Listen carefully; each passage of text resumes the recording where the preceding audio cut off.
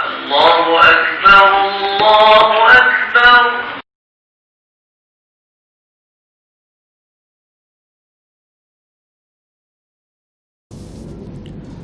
أعوذ بالله من الشيطان الرجيم. بسم الله الرحمن الرحيم. والصلاة والسلام على أشرف الأنبياء والمرسلين وعلى آله وأصحابه أجمعين، أما بعد. قال رب اشرح لي صدري ويسر لي أمري واحلل عقدة من لساني يفقهوا قولي.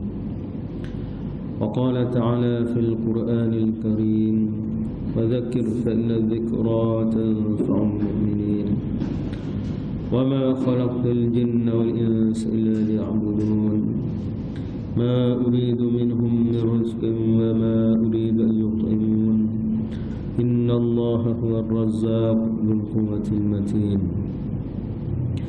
Alhamdulillah, syukur kepada Allah Subhanahu wa taala yang masih lagi memberi peluang kepada kita untuk berada di majlis ilmu, semulia-mulia majlis isi Allah Subhanahu wa taala. Jadi malam ini kerana kita bersempena berada di bulan Muharram. Hari ini 4 Muharram Datuk Seri Anwar. Jadi rasa nak sebut sedikit sebanyak, sikit lah berkenaan dengan pencerahan berkaitan dengan Muharram, berkenaan dengan tarikh dan peristiwa-peristiwa yang berlaku sepanjang hijrah Rasulullah sallallahu alaihi wasallam dan apakah kaitannya dengan bulan Muharram. Ini sebelum daripada kita pergi lanjut, pertama sekalinya apabila kita kecek bab sejarah ni kan, mesti kena ada tarikh. Sejarah ni tak boleh lagi dah, mesti ada tarikh dia. Sama ada tarikh yang umum atau tarikh yang khusus. Jadi kalau kita lihat hijrah Rasulullah sallallahu alaihi wasallam ni berlaku pada umur Rasulullah itu 53 tahun. Jadi daripada umur tu kalau kita tengok dalam tarikhnya 922 Masihi. Undur balik 531 ni 53 tahun akan jadi 571 Masihi. Kalau tepat laginya 20 April 571 Masihi, hari kelahiran Rasulullah sallallahu alaihi wasallam. Dalam sejarah Islamnya dipanggil tahun gajah. Nak boleh kau jadi hijrah tu, Nabi kena lahir dulu. Lahirnya 571 sebelum Masihi. Baik. Apabila sampai tarikh 922 Masihi ataupun 923 Masihi, itu panggil perbezaan dari sudut bilangan hari, bulan dan sebagainya. Jadi mungkin berbeza sedikit dengan 922 dan 923 Masihi. Maka berhijrahlah Rasulullah SAW bersama dengan sahabat ke Madinah. Satu isu yang timbul ini, ada yang kata Nabi itu pelarian. Bukan hijrah, dia kata pelarian, melarikan diri. Jadi kita kena jawab situ, sebab tuduhan pelarian ni satu tuduhan yang hina. Pelarian-pelarian ni tak ada yang mulia, hina berlaku. Orang lari ni pertama sekalinya kerana kepentingan diri, kepentingan peribadi. Pertamanya apa? Nak selamatkan nyawa. Daripada negara dia tu dia lari buat apa? Sebab berlakunya pembunuhan beramai-ramai, pembersihan etnik atas nama bangsa, atas nama kaum, atas nama agama dan sebagainya. Maka dia lari tu, maka dipanggil lah pelarian.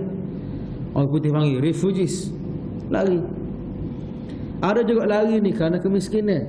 Negara dia miskin sangat, nak makan pun payah. Maka lari daripada negara dia, pergi cari negara yang dia boleh cari makan. Pelarian juga. Ada yang lari tu kerana apa? Kerana negara dia tu senang dah, tapi nak cari hak mewah lagi. Maka dia lari daripada negara dia, pergi cari negara yang mewah. Dia kata duduk sini makan boleh dah, tapi tak kaya. Dia kata nak cari tempat hak jadi kaya, maka dia lari. Ada atas nama pendata tanpa izin ke, pelarian ke, macam-macam lah namanya. Jadi semua tu dipandang hina belaka. Adakah Rasulullah SAW daripada Mekah ke Madinah berhijrah sama tarikh dengan pelarian tu? Jawapannya kita ambil sesak. Pertama sekali dari sudut bahasanya, apa beza hijrah dengan pelarian? Daripada maksud bahasa, hajara yahjuru hijratan, bahasa Arab. Nak jadi ke hijrah tu ambil hajara yahjuru hijratan. Maksudnya an-naqlu min makanin ila makanin akhar. Berpindah daripada satu tempat ke tempat yang lain. Namanya hijrah. Dari sudut bahasa. Jadi kalau tengok dari sudut bahasa sama dah lah. Sama dah lah. Pelarian dengan hijrah tu sama dari sudut bahasa. Tapi yang berlaku kepada Rasulullah SAW bukan dari sudut bahasa, dia adalah dari sudut syarak, dari sudut perintah Allah Subhanahu Wa Taala. Masuk hijrah daripada perintah Allah ialah apa dia? Itu berpindah daripada negara yang kufur kepada negara Islam untuk melaksanakan Islam. Jadi bezalah. Sebab hak lari itu semua kepentingan peribadi, tapi hijrah ni bukan kepentingan peribadi, dia kepentingan agama semata-mata. Itu bukti yang pertama. Bukti yang kedua ialah sebelum daripada Rasulullah sallallahu alaihi wasallam berhijrah ke Madinah, telah berlaku 2 kali dah hijrah ke Habsyah. Daripada Mekah ke Habsyah, ataupun dari bahasa lamanya Ethiopia, bahasa modennya Afrika. Habsyah itu maksudnya kawasan kulit hitam. Tapi bukan Ambo lah, Ambo hitam juga, tapi tidak Afrika. Kawasan orang hitam, kulit hitam. Kali pertama ada riwayat mengatakan 7 tahun sebelum daripada hijrah ke Madinah, mereka ni telah berhijrah pergi ke mana? Ke Habsyah tadi. Kenapa Nabi suruh hijrah ke Habsyah? Kerana di Habsyah adanya seorang raja namanya Najasyi. Najasyi ini beragama, kita kata zaman dia Kristian lah.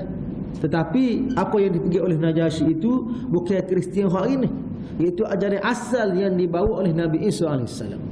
Di zaman Nabi ni ada lagi orang-orang yang mana berpegang dengan ajaran asal, tapi sikit lah.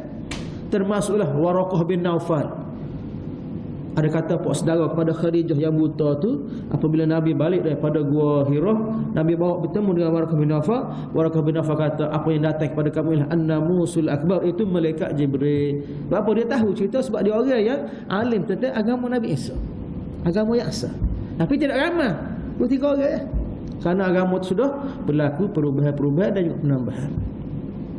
Jadi Nabi pergi situ, Nabi suruh sahabat pergi ni kenapa? Kerana akan mendapat keselamatan, keamanan apabila agama itu adalah daripada sumber yang sama, daripada wahyu. Maka mesti dia akan jaga.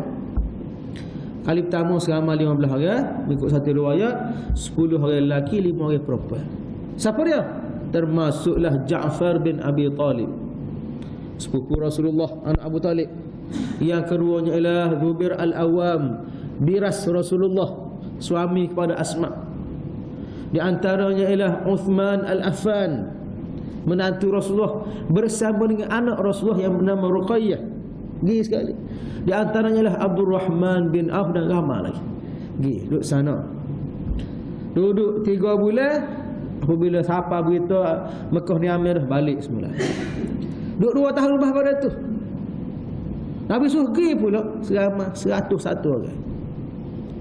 83 orang lelaki, 18 orang perempuan. Pergi pula di sana. Di sana tu ada hak balik, pada tu ada hak terus pergi hijrah ke Madinah adalah.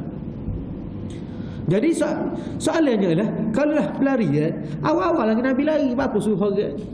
Kalau Nabi tu pelari awal-awal lagi Nabi lari dah pergi Afrika. Tak payah suruh orang lain, dia sendiri lagi. Tu namanya pelari Apa nak cakap orang ni? Selamat diri tu lah. Tapi apa Nabi tak pergi? 2 kali dah tu Nabi tak pergi. Nabi tu sahabat. Kerana apa yang dilakukan oleh Rasulullah SAW, diucapkan oleh Rasulullah SAW adalah berpandukan kepada wahyu. Ni beza hijrah dengan pelarian. Hijrah ni dia kena mari perintah masalah dulu, baru boleh buat. Mana pelarian ni bila-bila masa bahasa Melayu lagi lah. Jadi satu tuduhan yang tidak berasas, yang tidak didasarkan kepada fakta sejarah, salah. Tidak didasarkan kepada kebenaran yang dibawa oleh Nabi Muhammad. Sekadar tuduhan semata-mata. Jadi satu isu lah sebenarnya. Maka kita jangan kecek lagi tu. Jangan kecek satu kata yang menghina Rasulullah SAW, kata yang menghina Islam. Jangan. Islam ni satu disebut oleh Rasulullah SAW, al-Islamu ya'lu, Islam itu sifat dia tinggi. Wala yu'la alih, dan tidak ada pun agama yang boleh melintasi dia yang lebih comel daripada Islam. Tak ada. Islam ya Allah yang terbaik. Tiba-tiba hak Nabi bawa tu dia kata pelarian. Satu tuduhan yang hina. Baik, selesai situ. Kita pergi pula Rasulullah sallallahu alaihi wasallam nak mula berhijrah tu. Berapa hari bulan? Sebab lalu kita dengar dari TV daripada kecil lagi. Duduk nyanyi lagu hijrah ni. 1 Muharram detik permulaan penghijrahan Rasul dan umat Islam dari kota Mekah ke kota Madinah. Jadi 1 Muharram. Belak dalam sejarah. Kita sejarah Islam berlambak. Tak ada satu berkata Nabi hijrah 1 Muharram. Semua kata 27 Safar. 27 Safar. Jadi fakta tu tak tepat. Atas dasar nak nyanyi-nyanyi lah. Tapi kita ni dari sudut pegangan kita, Nabi tidak hijrah bulan Muharram, Nabi hijrah 27 Safar. Okey, 27 Safar tu hari Nabi nak keluar daripada rumah, nak pergi ke rumah Abu Bakar, kemudian nak pergi ke Gua Thur. Nabi keluar malam kau siap. Siap hari kau malam hari. Siap hari. Abang dah kita agak-agak dengar belum ada ni banyak kecil ni. Agak-agak bahasa dengar, bukan kata-kata apa ni ambon ayat apa tu lah ya. Bahasa dengarnya siap ke malam? Siap ke malam? Siap ke malam begitu. Ramai kata malam. Amu tanya masjid-masjid mana ke? Malam belaka. Ada kita sore jawab siap. Masjid lah semua masjid lain malam belaka. Apa kita sore jawab siap. Dia ada dua riwayat. Riwayat yang pertama kata malam. Riwayat kata malam ni riwayat Ibnu Ishaq. Kalau ngaji perawi hadis Job nama Ibnu Ishaq ni, satu seorang lelaki yang banyak diperhatikan riwayat dia kerana bercampur gaul. Katanya Ibnu Ishaq, Rasulullah SAW keluar daripada rumah tu malam. Belum pada keluar tu suruh Sayyidina Ali tidur di atas katil dia. Rasulullah nak keluar tu ada orang duduk kepung rumah. Maka Rasulullah pun mengambil segenggam pasir, ambil dalam rumah ke luar rumah. Ambil luar rumah. Luar rumah ni kat demo. Secara logik ambil dalam rumah lah. Kau duduk tunggu luar ni, ambil dalam rumah. Membaca ayat surah Yasin ayat yang ke 9. Waja'alna min baini aydihim sadda wa min khalfihim sadda fa aghshaynahum fahum la yubsirun. Nabi embuh dan Nabi lepas. Lepas tu lepas atas kepala setiap orang tu lepas gitu. Secara logik yang kau nak ikat kereta kan lepas gitu lah. Cakap lagi atas Musa tak logik lah dia. Lepas gitu. Tu riwayat daripada Ibnu Ishaq. Kau Nabi keluar tu kerana masuk daripada ayat tadi, dan kami jadikan di hadapan mereka ada penghadian mereka tak nampak, di belakang mereka ada penghadian mereka tak nampak, lalu kami telah selubungi mereka dengan penghadian tersebut fahum la yubsirun, lalu mereka itu tidak dapat melihat Rasulullah keluar. Ada kata kalau jumpa JPJ tak pakai topi, tak bawa lesen, tak bawa rotek, boleh baca ayat ni kata. Ambo tak jawab lagi terang kata. Misalnya terada jadi kata. Dia gitu pakai punya biji tak nampak pun terah. Tapi kalau tak yakin tak segi ada 3 kata ya. Mana? Itu pengalaman. Cuma yang berlaku pada Nabi itu atas dasar mukjizat, atas dasar suatu pemberian khusus Allah kepada Nabi Muhammad. Itu mengikut riwayat Ibnu Ishaq. Katanya keluar waktu malam. Riwayat yang kedua oleh Imam Bukhari rahimahullahu taala. Imam Bukhari kata Nabi sallallahu alaihi wasallam keluar daripada rumah tu siang hari, panas ceceh. Maksudnya dekat-dekat nak zuhur, Nabi keluar daripada rumah pergi ke rumah Abu Bakar. Kenapa Nabi keluar waktu siang hari? Kerana orang harap zaman itu siang hari ni dia tidur. Duduk pada pasir ni panas, pukul 10 pukul 11 tu tak boleh duduk luar. Jadi dia mesti tidur awal, belum ada zuhur tidur belaka. Jadi Rasulullah keluar dari keadaan orang tak ada. Keluar. Pergi ke rumah Abu Bakar, dan katanya keluarga Abu Bakar, ini bukan waktu Rasulullah mari rumah orang ni. Tak pernah Rasulullah pergi rumah orang tengah hari buta, tak pernah. Orang nak sendiri pun tak pergi. Kat kita lah ni pun tak pergi rumah orang tengah panas ni. Pergi duduk tunggu pergi petai kara, subuh ke malam kara. Tengah hari orang tak pergi rumah orang. Jadi Rasulullah keluar pergi rumah Sayyidina Abu Bakar, kemudian suruh keluar berlaku hak mana ada. Katanya Sayyidina Abu Bakar, tidak ada orang lain kecuali anak buah aku berlaku. Maka Nabi beritahu kepada Sayyidina Abu Bakar bahwasanya telah datangnya wahyu daripada Allah untuk keluar berhijrah. Itu surah At-Taubah ayat yang ke-40. Illa tansuruhu faqad nasarahu Allah id akhrajahu alladhina kafaru ثاني اثنين إذ هما في الغار إذ يقول لصاحبه لا تهزن إن الله معنا فأنزل الله السكينة عليهم وجعل كلمة الذين كفروا السفلى وكلمة الله هي العليا والله عز حكيم. Maka suruh Sayyidina Abu Bakar ni cadar kenderaan dan jadikan Sayyidina Abu Bakar sebagai teman Rasulullah dalam hijrah. Kemudian lepas pada tu keluar ke pintu belakang. Tak keluar ke pintu depan, keluar ke belakang. Sebab takut keluar ke depan ada orang nak. Jadi keluar ke belakang. Ke belakang pula, kalau Madinah ke sana, Nabi keluar pergi ke sana dulu. Pergi ke belakang dulu. Pergi ke Gua Thur. Sebab apa? Salah satu taktik nak servis orang igak ni, kalau orang tahu kita nak pergi sana, dia pergi pintu depan, maka dia ke belakang dulu. Jadi dia pergi apa dia tak jumpa. Pergi ke belakang. Perjalanan daripada rumah Rasulullah nak pergi ke Gua Thur tu lebih kurang 20 ataupun 30 km. Dia jalan tu jalan nak pergi ke Hudaibiyah, jalan nak pergi ke Yalamlam jalan tu. Maka Nabi pergi naik ke atas Gua Thur. Belum pada pergi tu suruh Asma dan Aisyah ni sediakan makan dia. Enggak orang panggil silap belak. Tak cedek gapo. Jadi cari yang ada lah, kemudian ambil kain buku. Nak buku makanan tu tak ada ngekat. Maka Asma binti Abi Bakar ambil tali seluar dia ni belah dua. Supaya tali rupiah tu lah belah dua kan. Pakai so lagi buat ikat bekah makan. No ayatnya tidak ada bersedia. Mari tu secara tiba-tiba. Perintah salah lagu itulah pada Rasulullah SAW ni apabila mari nak buat selalu.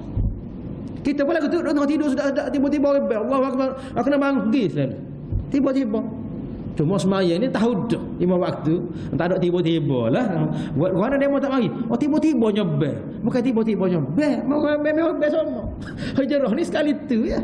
Maka ikat makanan tak ada. Beri kepada Sayyidina Abu Bakar dengan Rasulullah. Wah. Sebab itulah Asma ni diberi nama Zunnitaqain, pemilik kepada 2 tali. Sebab dia sanggup soyok tali seluar dia. Oh tin ni saya pakai dia. Terbaik rumah bawa dia ni comel tali ke apa? Tali baju dalam abang nak boleh sekerak. Nya kata mampu kita tak widah. Penuh tali akhir. Saya bukan kata tin orang jatuh pun saya juga. Tapi kerana atas nama perintah salah sanggup buat apa saja. Selama mana tidak bercanggah dengan hukum Allah. Keluarlah Rasulullah menuju ke Gua Thur. Lepas tu naik ke atas. Hamba bawa ni pergi umrah tu. Ambil ziarah lah Gua Thur ya. Tengok aku jalan tu. Pas tengok air nak naik. Nampak orang sayur apa semua. Oh naik air. Kita baru lepas buat umrah. Betis tu terik lagi berasa. Orang ajak mari ustaz naik. Tak lawan dia mau naik. Tak naik. Tapi balik di sini apabila kecek bab Gua Thur, Allah ruginya orang tak naik kita. Sebab apabila tengok sendiri kita naik sendiri, kita boleh royak lah. Lagu mana susah nak naik, lagu mana suasana. Ni royak dengan buta gitu lah. Nampaklah gambar bukit tu nampak, tapi dalam atas tu tak nampak. Jadi terdetik dalam hati apa nak pergi pula, nak naik belakang. Gua Thur nak naik, Gua Hira pun naik. Mana hati pagi tu nak pergi belakang. Sebab baru ni hamba pun jadi mutawif ni tak payah lalu lah. Dia banyak kerja macam ni. Kena jaga yang nak cakap kan. Jadi semangat nak pergi tempat-tempat tu jadi kurang sikit. Kita kena kita fikir hak hari Jumaat tadi. Insya-Allah kalau tu hari keluar nak pergi sekali lagi nak ziarah belakang tempat-tempat semua. Jadi Rasulullah naik siapa kata. Jadi keluar daripada rumah Abu Bakar tu waktu Zuhur, siapa nak kat Gharik lah. Dengan tempoh perjalanan 20 hingga 30 km tu askar kata sejam boleh jalan 3 kilo. Tanya askar kita, ada askar ke sini. Sekali dia kata boleh pergi 3 km. Sejam 3 km. Jadi dengan jarak tu mungkin siapa-siapa tu dekat dengan Gharik. Naik kata. Naik atas pula. Naik atas tu maka kafir ni duk cari tu. Cari. Berapa kali nampak kesal-kesal apa kaki tu, maka mereka terus menuju ke Gua Thur. Siapa kaki Gua Thur? Bukan naik belakang ramai-ramai orang kafir. Siapa di atas tu disebut dalam satu hadis, tak silap ambil hadis Anas bin Malik, sehinggalah di antara dia orang naik tadi dengar pintu gua tu qadara 50 zira'an, 50 hasta. 50 hasta kat sini kau pintu depan tu lah 50 hasta lebih kurang.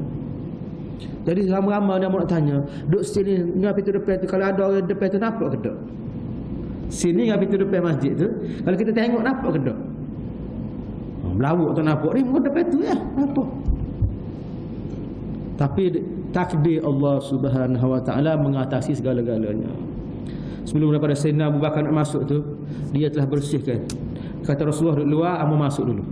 Bersih dalam gua.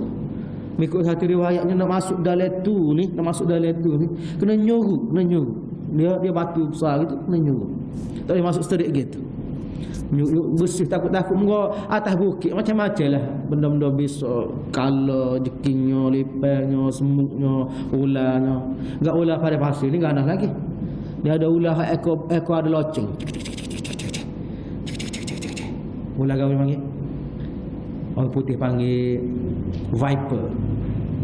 Bukan viper kereta tu tak. Tapi muka dia gegok gitu kan, viper. Ular orok-orok kena otu 5 ekor kuda mampu kalau kena. 5 ekor kuda kena ketik dia, mampu 5 ekor kuda. Tak kita kuda mana besar, mati. Dia masuk bersih gawak kemudian barulah Rasulullah masuk. Rasulullah masuk tu Rasulullah langsung mengata, tidur atas pohon Abu Bakar. Tiba-tiba ada juga mai kekoh kaki binatang. Tidak sebut binatang ke apa? Ada ulama syarah kata kalau jeking ada kata ular. Maka terhok sakit, tak sewi jatuh air, tak sewi terbangun Rasulullah SAW daripada tidur. Lagu mana? Kena ketik kau ular. Lagu mana? Akhir sekali menitik air mata. Maka Rasulullah tanya air apa ni jatuh? Jawabnya Sayyidina Abu Bakar, ada binatang yang menggigit kaki aku tak tahu dia sangat keluar air mata. Asal sakit. Maka Rasulullah pun baca, pegang tempat sakit tadi, hilang dah sakit. Dekat waktu tu Rasulullah telah berkahwin dengan Aisyah, cuma tak duduk sekali. Ada pendapat kata Rasulullah ni telah berkahwin dengan Aisyah ni 3 tahun sebelum daripada hijrah, cuma tak duduk sekali kerana umur tu tidak balik lagi. Tu ikut satu riwayat lah. Ada riwayat lain kata balik dah.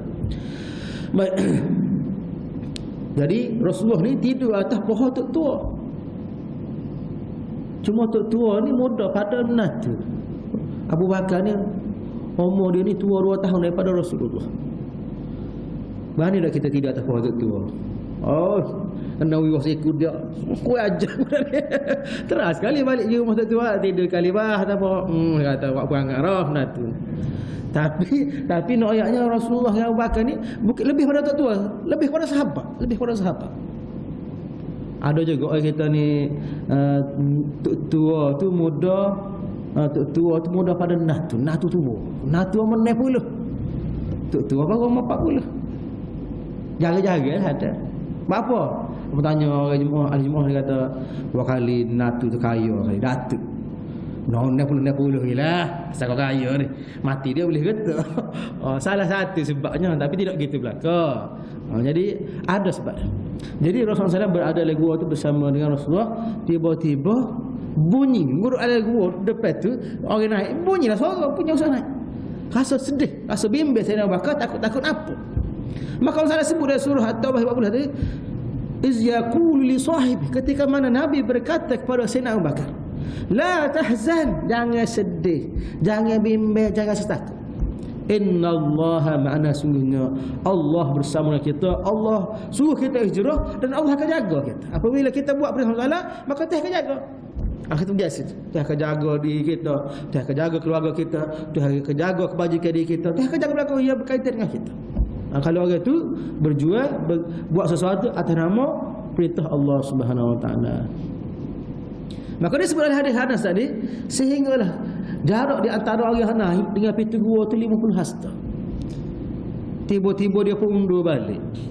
Orang bawah tanya, mu nak di atas sekali, mu nak dekat dah. Bapa mu tak pergi tengok, ma raddaka an tanzura ila famil ghar. Apakah yang menghalang kamu daripada mu kita tengok dalam gua tak ada gap. Kita tak bawah kita apa dah. Jawabnya kawan ni, kata aku melihat adanya sarang laba nusjal ankabut. Ada sarang laba duduk di pintu gua. Fa'araftu, lalu aku pasti bahawanya tak ada orang masuk dalam gua ni. Kalau ada orang masuk, mesti kuih-kuih sayap. Kalau tidak bunuh, sayap sarang laba tadi. Sebab nak masuk tu kena masuk ke pintu. Soalan yang bawahnya ya. Macam yang beda. Apa ayat ni? Soalannya adalah, kita betul ke kita salah? Tinggal belakang dah. Riwayatnya daripada Ibn Ahmad. Riwayat Ibn Ahmad mengatakan ceritanya adanya sarang laba tadi. Maka ulama-ulama hadis cek semula sanad hadis tadi, jumpalah hadis ni dhaif, tidak maudhu', dhaif. Dhaif ni masih boleh royak lagi, cuma tak boleh nak hujah. Sekadar kita nak cerita, royak gilah. Imam Ibn Katsir syarah hayat tadi, idh yakunu li sahibillah tadina ma'ana, maka dia kata hadis lain ada lagi 2 3 yang mana sampai darjat hasan. Hasan ni tinggi sikit pada dhaif, belum pada sahih, maka boleh buat hujah. Jadi betul lah cerita tu. Cerita kelapa tu betul. Gi pula cerita yang kedua, ada bupati pula 2 ekor. Hak lelaki tadi dia tengok tadi disebut oleh hadis Anas bin Malik, ada bupati 2 ekor. Bukan setakat sarang laba. Kemudian dia kata pula, aku melihat adanya 2 ekor merpati al-hamamataini al-wahsyiyataini. Merpati liar, bukan merpati jinak. Kalau kita pergi buat haji umrah, tepi Jebsa tu ada dataran. Ada merpati di situ. Merpati saja situ je. Kalau duduk di berak-berak hotel tu, telur tu memakai bau ni. Merpati orang pergi ke merpati liar? Mati liar. Tapi dah membawa duit makan sama, jadi jinak juga. Jadi orang tak kacau. Jadi orang atas bukit tu tak ada orang makan. Jadi orang ni naik nak mula-mula tadi, dia kata apa? Aku melihat 2 ekor merpati liar tadi, maka aku yakin tu memang tak ada orang tadi. Campur dengan sarang laba tadi, ya, merpati tadi. Sebab merpati liar, bagi liar ni, dia bunyi sikit lari dah. Apa tadi kalau tengok orang? Apa tadi kalau orang duduk dalam tu? Oh, dia lari. Jadi soalan ambonya, betul ke cerita merpati? Sahih ke tidak sahih? Cek semula dari hadis itu, maka jumpalah hadis Anas bin Malik, katanya Syekh Syuaib Al-Arnaud, hadis ni gharib jiddan. Gharib jiddan ni dia tidak boleh nak jadikan hujah, tak boleh nak ayat cerita gapo. Kalau kecuali dengan syarat kita ayat status gharib jiddan dia tadi. Jadi cerita bupati itu lemah sikit, maka tak payah nak campur dengan cerita asal. Kalau nak ayat juga, kena ayatlah sanad dia hadis tadi. Cerita ni sebenarnya cerita yang tidak gagah dia punya riwayatnya, kerana adanya perawi-perawi yang dipertikaikan tadi. Habis itu. Cerita yang 3, banyak cerita. Cerita cicak pula. Ada kata ustaz ada cicak situ. Cicak tu buat isyarat kau kafir, nak ayat ada orang ni. Bunyi cicak gitu kan, bunyi lebih kurang lah. Ambonya tak ajing jadi cicak, tapi bolehlah dia suara. Mudah ya. Mana cicak tu betul ke tak? Cerita cicak ni kalau tengok dalam riwayat hijrah tak ada pun cerita cicak. Tapi Nabi pernah ayat hak cicak. Nabi kata bunuhlah cicak kerana cicak ni pernah dia ni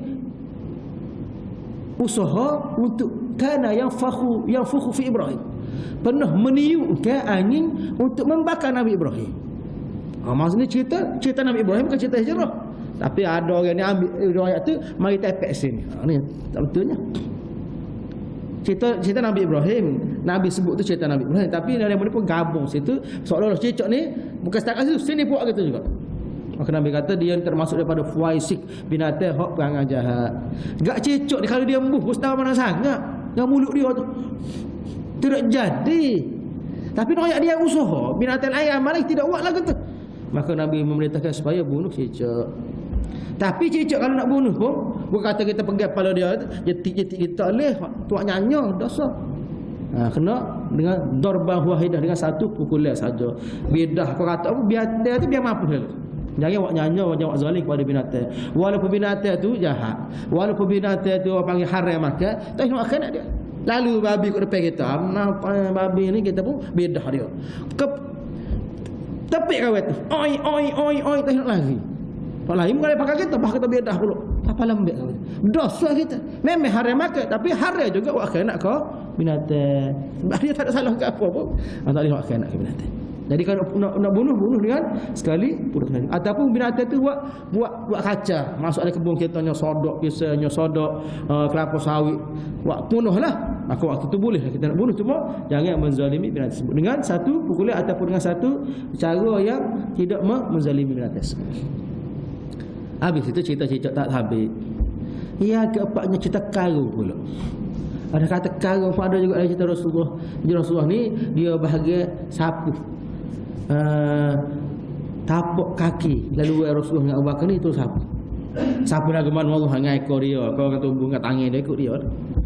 Betul ke cerita karung sapu tadi?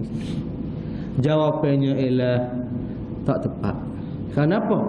Kerana Rasulullah SAW semasa nak berjumpa dengan Sayyidina Abu Bakar ke Gua Thur, Sayyidina Abu Bakar telah memerintah ke seorang hamba dia yang bernama Amir bin Fuhairah. Amir bin Fuhairah ni tugas dia ialah dia mari petang tu agak kambing. Dia duduk di kaki Gua Thur. Sebabnya Rasulullah dengan Sayyidina Abu Bakar naik atas Gua Thur hanya bawa makan, ni air tak ada.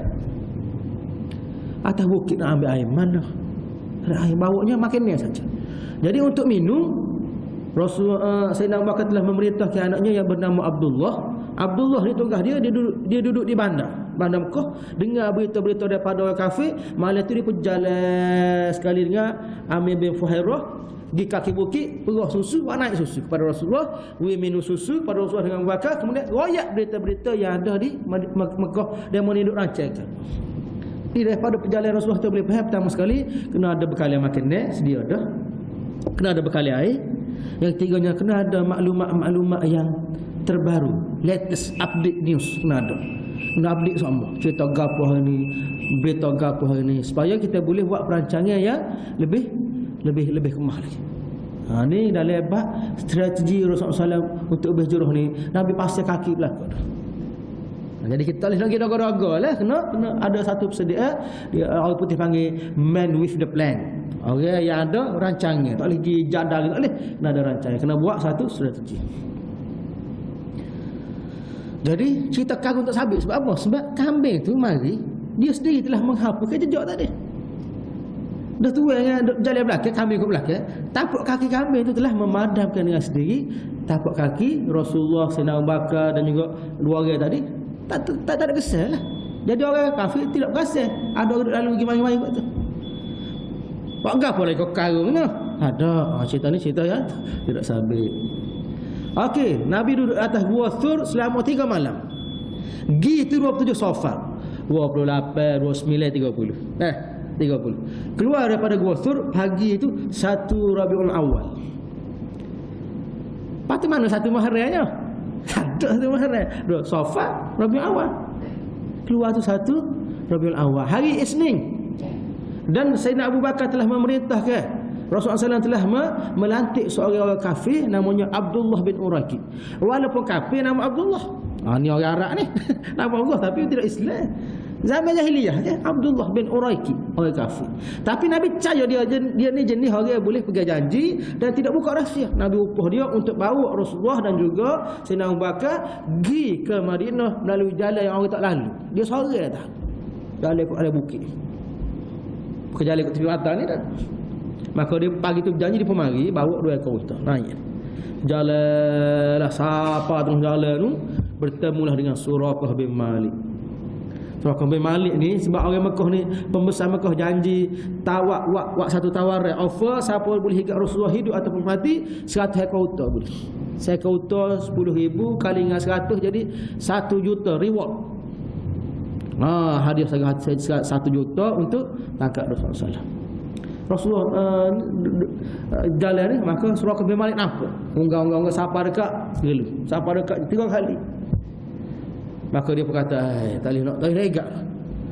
Tapi walaupun tak boleh negak, rahsia tu duduk dengan dia lagi, dia boleh hoyak pada Mekah tu. Maka Rasulullah ni nak suruh tutup rahsia, buat satu perjanjian dengan Suraqah bin Malik. Wahai Suraqah, mahukah aku pakaikan kepada kamu 2 gelar Raja Farsi? Raja Farsi waktu tu 2 kuasa besar, Rom dengan Farsi. Rom Eropah, Farsi ni di Iraq. Kawasan ni lah, kawasan Asia. 2 kuasa besar. Jadi bunyi gelar Raja Farsi ni maksudnya gelar yang paling mahal sekali. Maka dia kata Rasulullah, terima perjanjian tadi. Buat satu bukti tulis. Akan diberikan diam-diam. Dia pergi tadi. Walaupun dia tidak Islam, tapi dia yakin akan janji Rasulullah SAW. Sehingga Rasulullah ni wafat, tidak berlaku lagi. Tak boleh lagi bila. Tapi dia yakin mesti akan dapat. Sehinggalah mari zaman Sayyidina Abu Bakar, Abu Bakar wafat pada 2 tahun. Tak boleh lagi. Sehinggalah mari zaman Sayyidina Umar.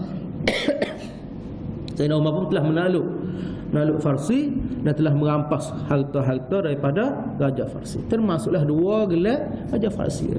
Maka Suraqah bin Malik mari Sayyidina Abu Bakar, ini janji Rasul kepada hamba. Untuk tutup rahsia ni diberikan kepada hamba 2 gelar Raja Farsi. Maka Sayyidina Umar ambil serahkan kepada gelar tadi kepada Suraqah bin Malik. Ni janji Allah tidak pernah didapati, tidak pernah dimungkiri. Akan berlaku. Maka Rasul berjalan lagi, bertemulah dengan orang Arab Badui namanya Ummu Ma'bad.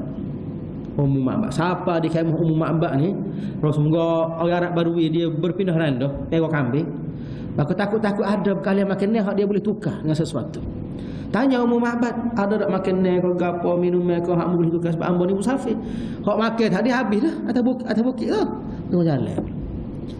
Katanya Ummu Ma'bad, dia kata suami hamba tubik dia bawa belakang dah kambing-kambing hak kambing ni pergi meragut. Tak ada ke satu rumah ni. Para Nabi tengok ada seekor kambing duduk tepi kemah. Kambing tu tua, kambing tino tua, tak cekak nak jalan, tak ikut sekali. Ibarat kita kata lah ni umur 70 lah. Kalau orang 70 tak cekak dah hamba makan pun orang mari. Bukan sinilah kambing tadi lah. Nama dia kata gelar dia pula dah. No yang tak cekak, cokok tepi kemah, cekak nak jalan ku. Dia kata kambing ada tu. Katanya mak abad kambing tu tak ada susu lah kata. Dia kata boleh tak amal minta izin nak berah susu. Dia kata dah ada berah lah. Pelik kan? Ada berah. Rasulullah pun gilah jamu labu susu kambing tadi tiba-tiba dengan tidak semena-mena jadi terik. Terik itu bukan terik angin, terik dengan susu. Maka Rasulullah berah. Ui kau tu pun terkejut. Mai mana susu kambing ni mau? Dia kata orang pelik. Rasulullah berah minum. Ui kepada Abu Bakar, ui kepada Amir bin Fahir. Ada riwayat kata Amir bin Fahir pergi sekali. Ui kepada Abdullah bin Rakib minum melaka kan? Berah sekali lagi tinggal dekat tu tadi. Ummu Ma'bad ni pelik, dia kata tak payah jumpa. Dan mengikut ceritanya sejarah tentang kambing tadi, kerana sentuhan tangan Rasulullah SAW tadi jadi tubik susu. Siapa lah pada tubik susu lagi. Ni hebat tangan Rasulullah ni. Kalau tangan kita pergi kau lama kau kecil. Mana ni? Kambing lah bukan orang, cerita kambing. Pergi kau cukup lama kau kecil. Jadi Rasulullah SAW ni kerana sentuhan apa keberkatan yang ada pada Rasulullah SAW, akhir sekali kambing tadi hidup lama. Lepas pada Rasulullah wafat tu dia kira tua sekali, hidup lagi. Siapa zaman Abu Bakar, siapa zaman Umar hidup lagi. Lepas pada tu baru meninggal kambing tadi. Ni berkatnya tangan Rasulullah sallallahu alaihi wasallam. Apabila Abu Ma'bad balik, Abu Ma'bad terkejut. Dia kata mari mana susu dalam bekas. Maka Ummu Ma'bad bercerita, kata saat ni marilah orang pelik. Dia kata mari minta nak buah susu. Tiba-tiba kambing tak ada susu tu susu. Hamba heran orang main mana. Maka jawabnya Abu Ma'bad, dia kata itulah lelaki yang diceritakan oleh orang Arab Mekah. Dia tu seorang sifatnya bergiam-giam. Akhir sekali ada riwayat mengatakan Ummu Ma'bad dengan Abu Ma'bad masuk Islam kerana kagum dengan kehebatan Rasulullah sallallahu alaihi wasallam. Jadi Rasulullah SAW berjalan lagi sehinggalah sampai di Kuba seminggu lepas Barat. Turun untuk 1 Rabiul Awal hari Isnin, sampai hari Isnin juga 8 Rabiul Awal. Duduk di Kuba selama 4 hari. 8, 9, 10, 11, 12. Hari ke-12 tu hari Isnin, Selasa, Rabu, Khamis, Jumaat. Hari Jumaat tu terus masuk ke kota Madinah. Kalau kita pergi buat umrah kan, kita akan ziarah Masjid Quba, kita akan ziarah Masjid Kiblatan, masjid banyak lah sekitar kita ada. Jadi itulah cerita yang sabit daripada hijrah Rasulullah SAW bersama dengan penceraian dia sampai pada 12 Rabiul Awal. Baik, masuk dah kita bulan Rabiul Awal. Tak ada mahram, tak ada. Cuma lah ni apabila kecil hijrah mahram. Maka sabitnya daripada beberapa hadis Rasulullah tentang amalan bulan Muharram. Nak gapo bulan Muharram ni? Maka mengikut satu riwayat apabila Nabi berhijrah sampai ke Madinah, tahun yang pertama tu Nabi lihat orang Yahudi berpuasa. Nabi tanya, puasa gapo ni? Dia kata, kami berpuasa kerana sempena seselamatnya Nabi Musa daripada ancaman Fir'aun dan matinya Fir'aun tu lemah dari laut pada 10 Muharram. Maka lepas pada tu Nabi Musa ni bersyukur kepada Allah dengan cara setiap kali mari 10 Muharram Nabi Musa akan puasa. Lalu kami pun berpuasa. Jawabnya Rasulullah SAW, orang Yahudi puasa kerana Nabi Musa selamat, tapi mereka ni tak pegang pun ajaran Nabi Musa. Maka kami lebih berhak untuk berpuasa pada 10 Muharram sebab kami ni percaya kepada ajaran Nabi Muhammad dan kami percaya kepada Nabi Musa AS yang mana dua-dua kami beriman. Demo ni dikacak beriman tapi tidak beriman. Maka Nabi memerintahkan sahabat-sahabat semua berpuasa pada 10 Muharram. Kerana waktu tu belum lagi adanya perintah puasa Ramadan. Sebab puasa Ramadan ni pada 2 Hijrah. Cerita ni berlaku 1 Hijrah. Kemudian lepas pada itu puasa Ramadan sehinggalah akhir hayat Rasulullah SAW belum pada Nabi wafat setahun. Nabi kata, kalaulah aku ni hidup tahun depan, nescaya aku akan puasa bukan 10 Muharram bahkan 9 Muharram. Tasu'a dengan Ashura. Tasu'a hari ke-9, Ashura hari ke-10. Tiba-tiba lepas pada Nabi ayat lagu tu, tahun hadapannya Rasulullah SAW wafat, tak sempat untuk berpuasa 9 Muharram. Cuma ulama buat satu kesimpulan berdasar beberapa hadis, kalau nak puasa pada bulan Muharram ni, maka disunatkan puasa 9 dengan 10. Ataupun 10 dengan 11. Gabung. Ataupun 9, 10, 11. Campur 3-3 lah. Atau lebih afdalnya. Kau banyak kau molek. 10 saja afdal dah, tapi tidak tepat dengan sunnah Nabi. Kalau nak puasa 9 dengan 11, 10 tak sah. Sah ke tak? Sah juga. Khilafus sunnah, canggah sunnah Nabi. Kalau tak sah puasa, tak apa juga, bukan sunat. Tapi tak ada lah sunnahnya. Jadi ambil hak sunnah 9, 10, 11. Sahnya puasa. Yang keduanya nak buat apa bulan Muharram? Selain daripada itu puasa, disunatkan juga kita ni bersedekah. Ikutlah nak sedekah ke apa? Nak sedekah zaman lah ni, sedekah emas, boleh emas. Ambo nak wi surga tak ada surga, kata wi emas lah. Siar 2 sensor. Kau sama sah wi sedekah. Orang mari tak ada emas. Sedekah sejadah masjid-masjid ada sejadah. Wi sejadah. Apa saja keperluan manusia ni. Sedekah makanan ikutlah apa saja. Bawa balik dari coti ni pergi kamera hal, bawa balik daripada kamera hal. Gapo ada teh strawberry. Hawilah teh strawberry. Ikut gapo ada. Asalkan kita boleh tolong ya dengan sedekah tadi. Cuma orang Melayu kita ni kalau tak pakai surah, tak berasa Muharram. Tak boleh. Asal macam ada tinggal-tinggal gitu. Kalau sepuluh hari sak rokok, 5 hari sak rokok, lepas orang kena stay sak rokok lagu mana puasa? Puasa lecah-lecah. Puasa ada tinggal lagu tu. Jadi buat juga. Cuma nak buat boleh. Nak buat surah ni tak ada masalah. Kalau buat tu wi kamus bekah. Yang keduanya, kalau nak buat surga ni jangan sandarkan kepada cerita-cerita yang tidak sahih. Ada 3 cerita tidak sahih. Pertama sekali disebut oleh Syekh Nawawi Banting dalam kitab Nihayatul Zain. Yang keduanya disebut oleh Abdul Rahman Usfuri dalam kitab Nuzhatul Majalis. Yang tiganya disebut oleh Syekh Daud Fatani dalam kitab Jam'ul Fawaid. Cerita Nabi Nuh alaihi salam selamat daripada banjir, berlabuhlah kapalnya di atas bukit Judi. Allah Taala sebut dalam surah Hud, wa qila ya ardu bla'i ma'aki wa ya sama'u aqni wa ghidal ma' wa qudiya al-amru wastawat 'alal judi. Dan berlabuhlah kapal Nabi Nuh itu di atas bukit Judi. Mana bukit Judi? Di Turki. Boleh kita tengok. Kalau jalan Turki, ayat lagi bukit Judi tempat kapal Nabi Nuh. Tunjuk. Adalah kesan bekas kapal tu atas bukit. Tapi orang tak judi atas bukit tu, nama yang bukit Judi je. Nama judi. Nama bukit tu Judi. Maka mengikut riwayat dari 3 kitab tadi, apabila Nabi Nuh berlabuh di atas bukit Judi, air pun surut dah. Nabi Nuh kata, kumpulkanlah lebih-lebih daripada makanan kamu, daripada biji-biji. Pertama sekali daripada full ni ke dah? Kacang merah absar tu. Dia ada kacang merah kecil, kacang merah besar full, ataupun bahasa Urdu sebut lobia. Amu behimna tu sedap. berapa kali-kali sikit cair-cair kita roti. Campur dengan hintah biji gandum, campur dengan adas kaceda, sehingga campur-campur aku jadi 7 jenis biji Kemudian dimasak. Kemudian Nabi Nuh kata, makanlah kamu daripada apa yang kamu masak ini kerana kamu telah mendapat kesenangan, itu selamat daripada banjir. Orang kita pun panggil lah bubur tu bubur Asyura. Asyura tu bahasa baku.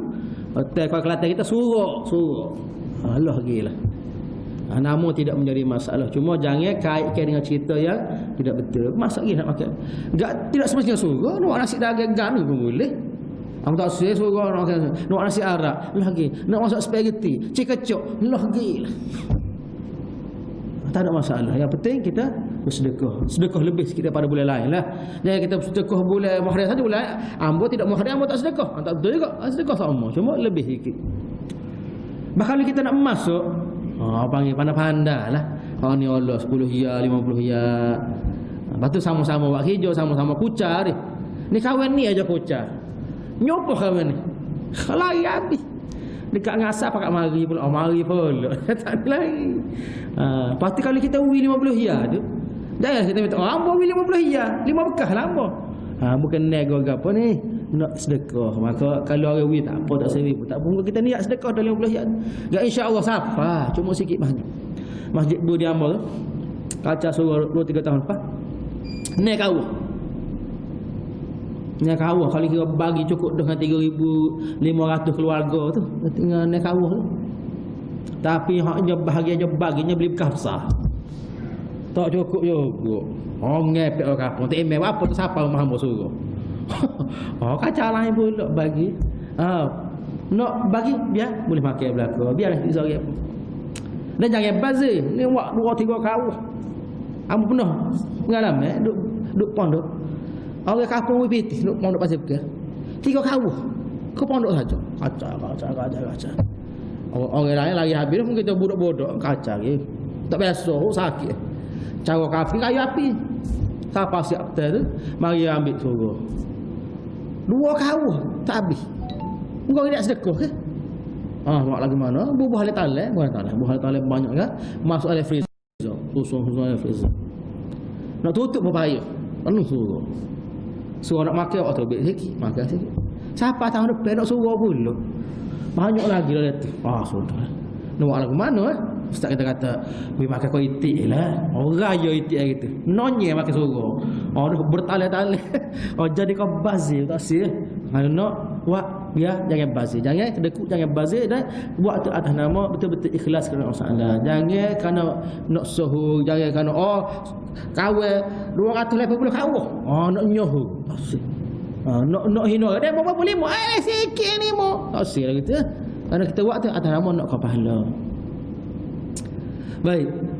Kita yang keduanya apabila masuk bulan Muharram ni, jangan terlibat dengan amalan-amalan hak tak sabit daripada Nabi. Di antaranya lah suruh pakai celuk Muharram. Tak ada ni. Nak pakai celuk bila masuk boleh, tapi jangan pakai celuk ni kerana Muharram. Tak ada. Bila masuk. Yang keduanya, kalau orang Syiah di Pakistan ni dia ada amalan-amalan tertentu.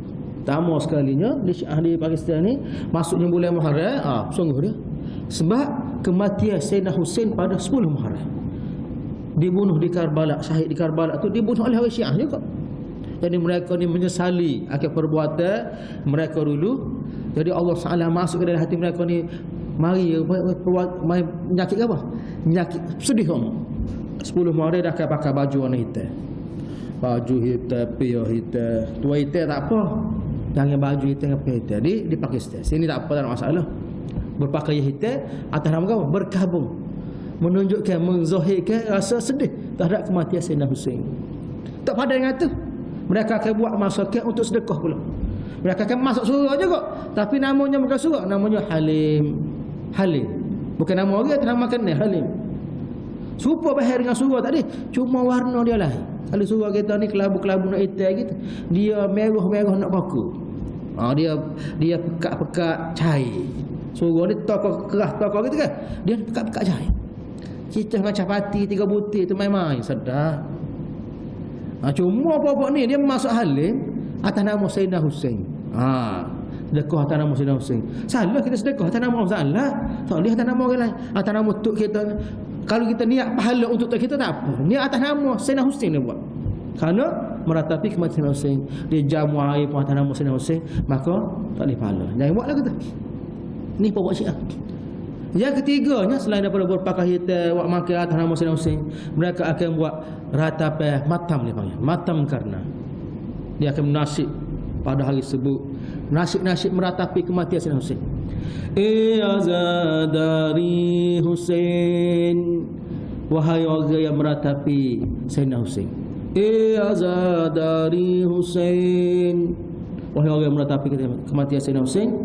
Azadaru karo matam Muharram agaya. Buatlah matam hari ini kerana Muharram sudah sampai. Matam maksudnya ratapi kematian bermula dengan tepuk dada. Pakai baju itu tepuk dada. Husain, ya Husain, ya Husain, ya Husain. Rasa bahasa sakit.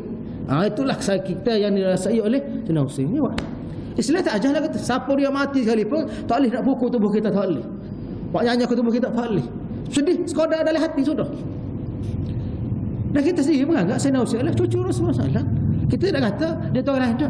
Kita pun sedih juga, tapi tidak sampai sebagaimana yang dibuat oleh Syiah, yang mana itu adalah merupakan jejak langkah daripada zaman jahiliah tu. Pukul tubuh ni perbuatan zaman jahiliah. Nabi lagi pukul tubuh dan menangis meratapi. Pelik lagi dia mai kuda. Dia bawa kuda pada hari sebut pusing. Dia kata inilah kuda Zuljannah. Ibarat lagu itulah dia kata. Nak suruh mari perasaan. Jadi pokok Syiah ni dia main emosi.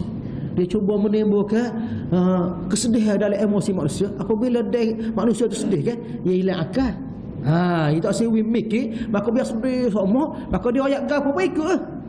Ni taktik cara dia. Kena berhati-hati. Tak pandai dengan pokok tubuh ni. Maka 10 Muharram hari itu dia akan berkumpul ramai-ramai. Kalau di Pakistan ni dia akan berkumpul di Mazar Sharif Qaid Azam Ahli Jinnah. Kumpul di kubur Ahli Jinnah di Sadar. Ramai-ramai boleh sekat dengan kontainer belakang tak sebi kaca. Boleh jaga ni sampai ni. Maksud tu dia akan buat bawa kuda tadi ikut ke belakang. Hak belakang ni pula orang jantan ni pecah baju melukakan tubuh mereka. Bawa pisau yang diikat di tali rata ni pukul tu. Ya Husain, ya Husain. Darah belajar. Ada ambil pisau tak kepala, ya Husain, ya Husain. Sila tak ajar belaka. Tak ada dalam amalan ibadah Islam ni menyakiti tubuh badan, tak ada. Kecuali jihad sah. Jihad pun kita bukan kita buatkan tubuh kita, orang lain tetap kita. Itu nak amalan yang bercakap. Walaupun demikian kita kata pak kita ni wujud golongan-golongan yang cenderung pada Syiah tadi, bahkan jadi Syiah, jadi pendakwa Syiah. Kenapa? Kerana mereka tidak ada asas yang kuat dalam sejarah Islam. Dia tak terkenal sejarah Islam, dia kenal Syiah dulu. Maka dia akan ikut dengan ajaran Syiah. Jadi itulah beberapa perkara yang perlu kita ambil iktibar daripada bulan Muharram ni. Pertama sekalinya hijrah yang dilakukan oleh Rasulullah SAW untuk menyelamatkan agama. Hari ini kita kena hijrah juga, tapi bukan hijrah Mekah ke Madinah.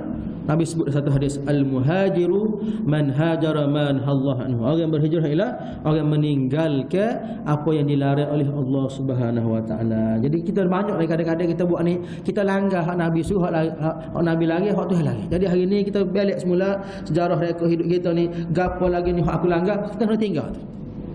Kena tinggal semua larangan-larangan dalam agama. Akhir sekali lah belum pada kita tangguh majlis kita ni satu syair dalam bahasa Urdu. हिजरत बहुत मुश्किल की जाती है, हिजरत बहुत मुश्किल की जाती है, चाहे किसी गार से या चाहे किसी दिल से. Wallahu a'lam. Beda dia. Dia kata hijrah ni suatu benda yang sangat-sangat payah untuk dilaksanakan. Nak hijrah ni bukan benda mudah. Seorang sahabat Rasulullah namanya Suhaib Ar-Rumi. Suhaib Ar-Rumi ni asal orang Arab. Kemudian dia ni telah ditangkap, dijadikan hamba, dijual di Eropah. Duduk di Eropah, siapa besar. Kemudian dia pun dibawa pula ke Mekah, dibeli oleh orang Arab pula. Jadi hamba lagi sehinggalah dibebaskan di Mekah. Kerana lama duduk di Eropah, walaupun dia asal Arab, tu nak kecek Arab, kecek mak Inggeris, kecek masalah, kecek putih. Lama-lama kecek Arab bolehlah kecek, tapi kan orang dengar tu bunyi pelik. Bagaimana orang Arab kecek Inggeris? Macam ni. Ayah jadi felek-felek gitu. Lepas tu kena balik rupa dia ni putih sepengah orang Eropah. Rambut kuning gitu. Dia nama dia Suhaib Ar-Rumi. Orang panggil Suhaib Eropah panggil. Suhaib Mak Saleh panggil. Walaupun asal orang Arab. Jadi lagu. Jadi apabila duduk di Mekah ni dia pun menaga kaya-kaya dia. Jadi kaya. Dia orang demo kau comel nego kat lagu mana ni. Jual gapo laku. Orang sepengambor ni jual. Payah nak laku ni.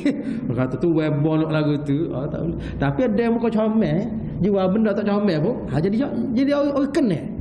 Kaya-kaya dia. Apabila Nabi suruh hijrah, dia nak hijrah juga. Orang Mekah marah, dia kata, wahai Suhaib, mu dulu mari ni hamba tak ada satu. Kami yang beli kamu, kami bebas kamu, kami tolong kamu. Mu kaya-raya hari ni harta ni kerana jasa orang Mekah. Mu nak tinggal nak lari bawa harta Mekah, jangan dia kata. Katanya Suhaib Ar-Rumi, patut nak ke mana? Dia kata kalau mu nak hijrah juga, mu kena tinggal semua harta mu ambil daripada Mekah.